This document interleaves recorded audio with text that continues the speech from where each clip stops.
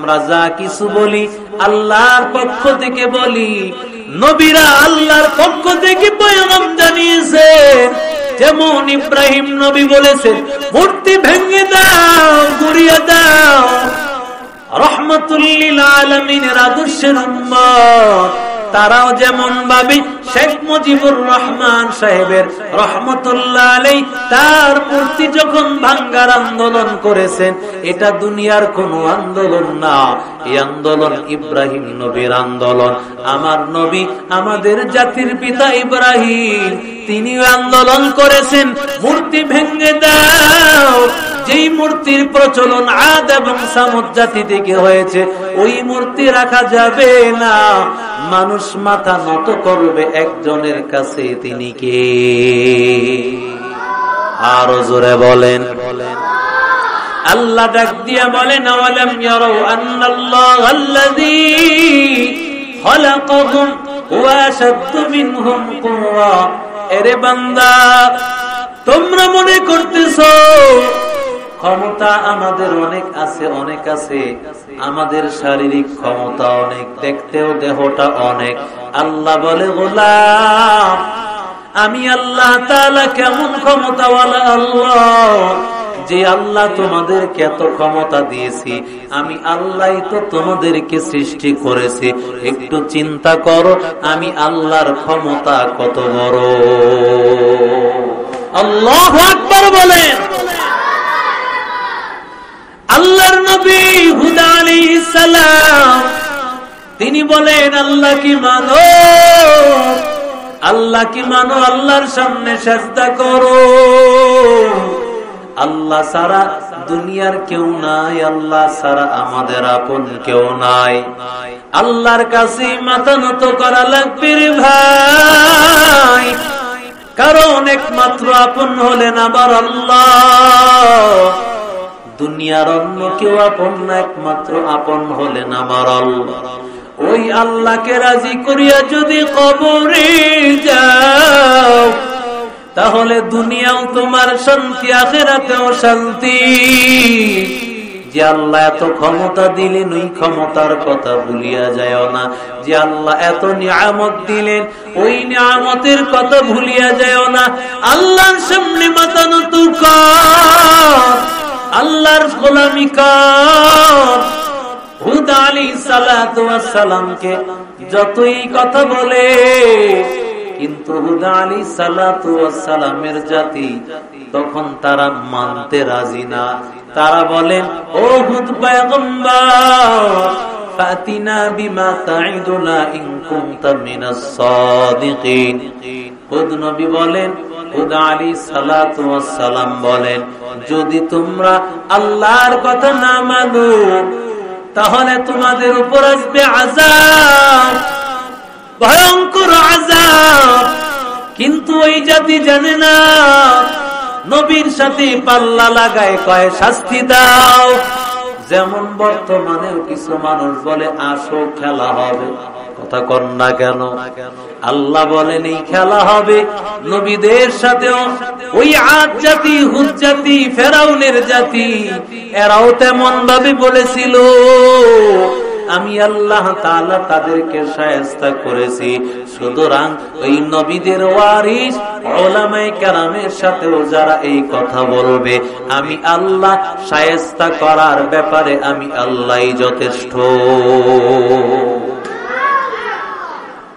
এরে নবীর আশিক উম্মতের দল, আল্লাহর নবী হুদ আলাইহিস সালাম বলেন, ও আমার জাতি, আল্লাহকে না মানলে চলে আসবে আযাব। যখন তারা আযাবের চ্যালেঞ্জ দিল, আল্লাহ তাআলা আযাব দেওয়া শুরু করলেন, আল্লাহ তাআলা গজব দেওয়া শুরু করলেন। গজব শুরু হয়ে গেল ভাই, চতুর্দিকে গরম, গরমের কারণে জান শেষ হয়ে যাওয়ার অবস্থা। মনে হয় যেন জান বের হয়ে যাবে, এত গরম। চতুর্দিকে যখন গরম, তারা বাহিরে দেখতে পায় একটা মেঘের খন্ডের মতো দেখা যাচ্ছে। সবাই মনে করলো চতুর্দিকে গরম। ওই মেঘের খণ্ডের ওই জায়গায় গেলে মনে হয় ঠান্ডা আবহাওয়া পাওয়া যাবে, ওই জায়গায় গেলে মনে হয় শীতল হওয়া যাবে।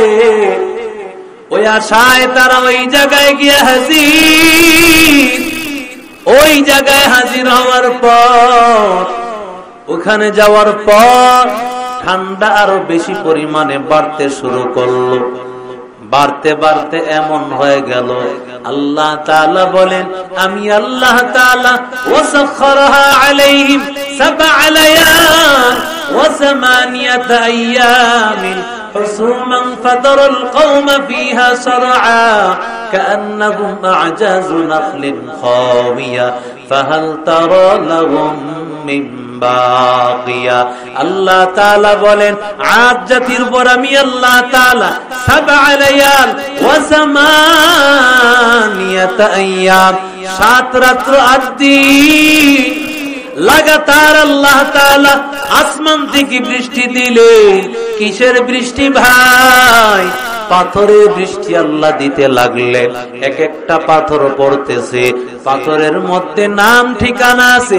যেই ফেরেশতা নিয়ে হাজির, ওই ফেরেশতাও নাম ঠিকানা দেওয়া, নাম ঠিকানা দিয়ে তাকে পাঠায় দেওয়া হয়েছে।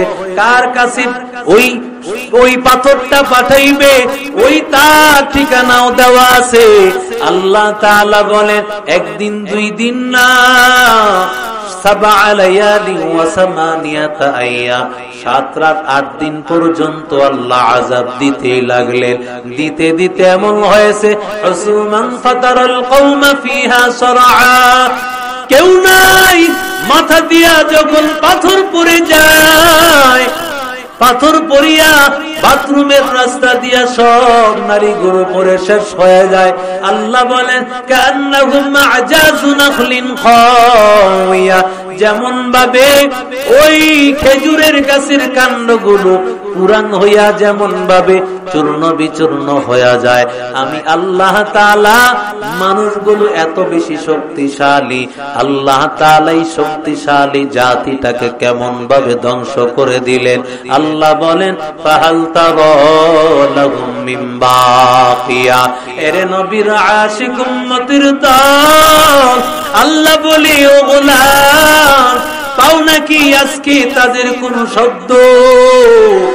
শব্দ পাওয়া যায় না, কোনো শব্দ নাই, কিছুই নাই।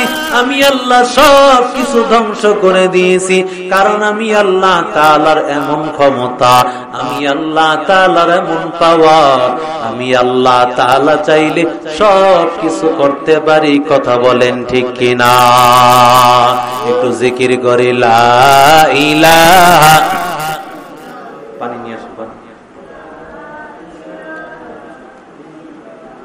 লা ইলাহা ইল্লাল্লাহ, লা ইলাহা ইল্লাল্লাহ, লা ইলাহা ইল্লাল্লাহ, লা ইলাহা ইল্লাল্লাহ।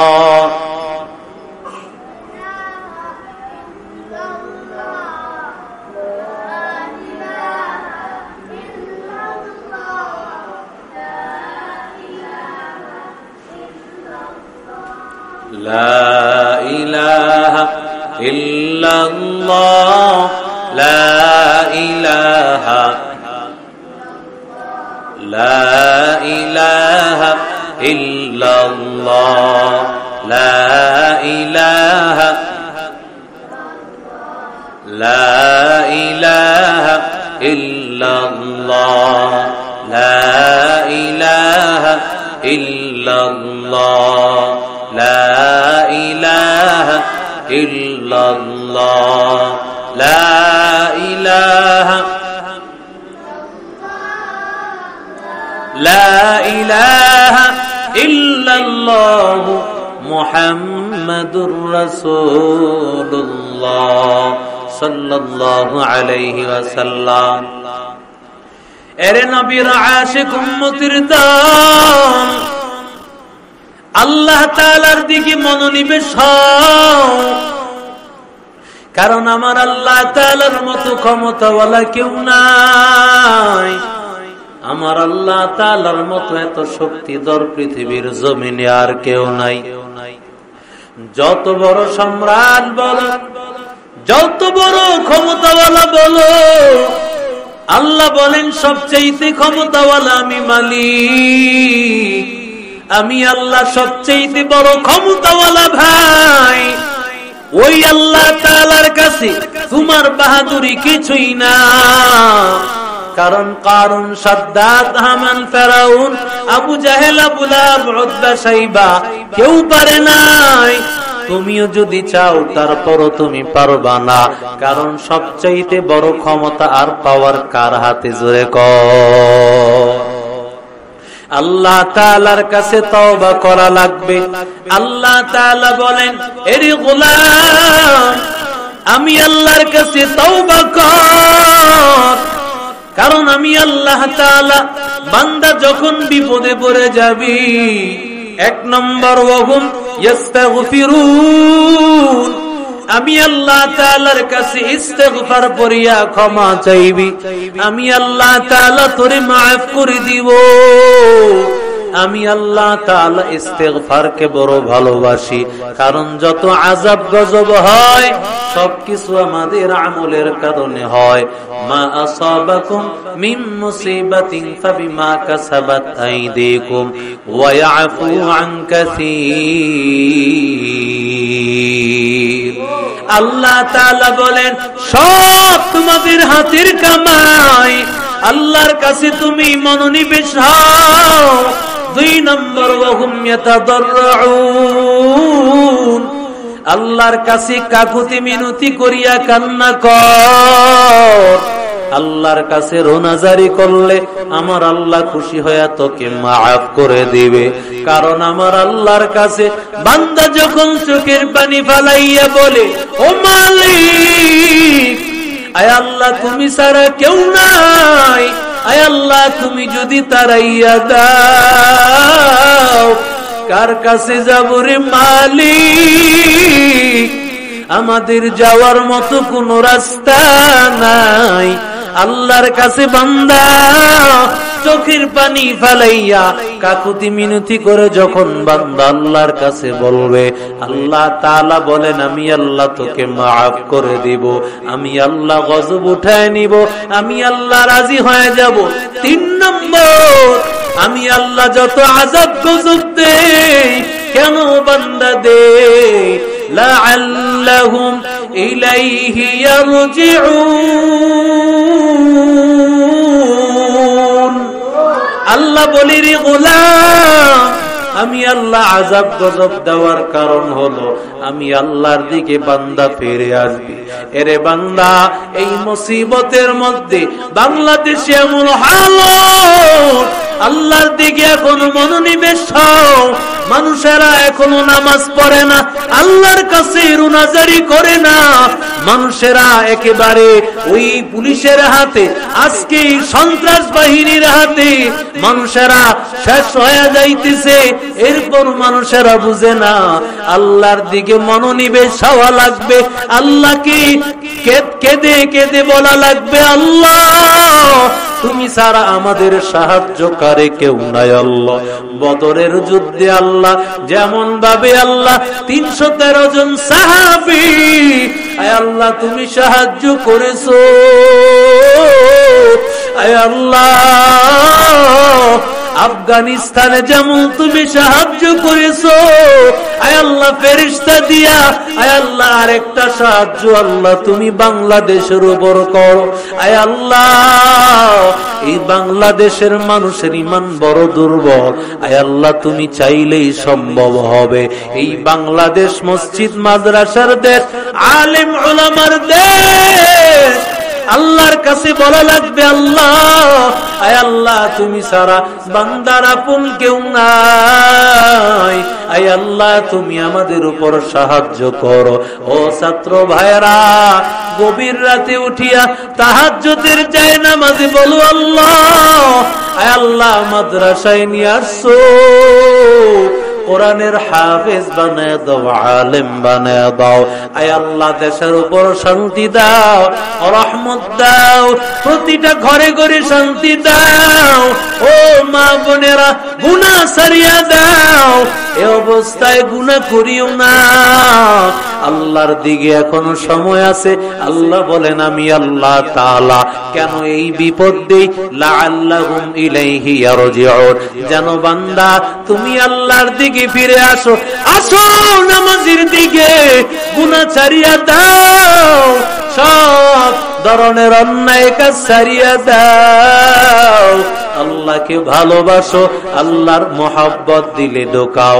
আল্লাহ বলে বান্দা যখন তুমি আমি আল্লাহর কাছে চোখের পানি ফেলে বলবে আল্লাহ তুমি মাফ করে দাও, আমি আল্লাহ তাআলা সাথে সাথে তোমাদেরকে মাফ করে দিয়া সব কিছু আমি আল্লাহ সহজ করে দিব। আল্লাহ আমাদের সবাইকে কবুল করেন, জোরে কোনা আমিন। আল্লাহ তাআলা দারুল উলুম মারকাজুত তাকওয়াকে কবুল করেন, জোরে কোনা আমিন। আল্লাহ তাআলা এই প্রতিষ্ঠানকে কিয়ামত পর্যন্ত কবুল করেন। মাদ্রাসার মুহতামিম সাহেব আমার অত্যন্ত মহব্বতের একসাথে